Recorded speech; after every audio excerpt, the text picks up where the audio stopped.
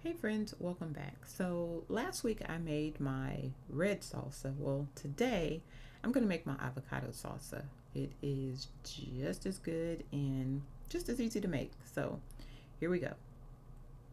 First, we want to just heat some olive oil on a pan. We're going to add our tomatillos. I used about six, and also add your garlic as much as you want.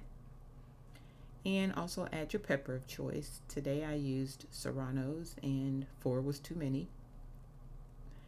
And this time I didn't forget to add my onions. So we're just going to saute that for a little bit. Just make sure you don't burn it. And that's the end of that part. We're going to add all of this to our food processor or blender. Add one avocado, some salt and pepper, and a handful of cilantro. And that's it. That's simple. Now remember, there's no preservatives or artificial anything in the salsa.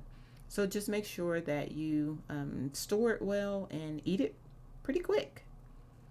And I use my mason jar. All right.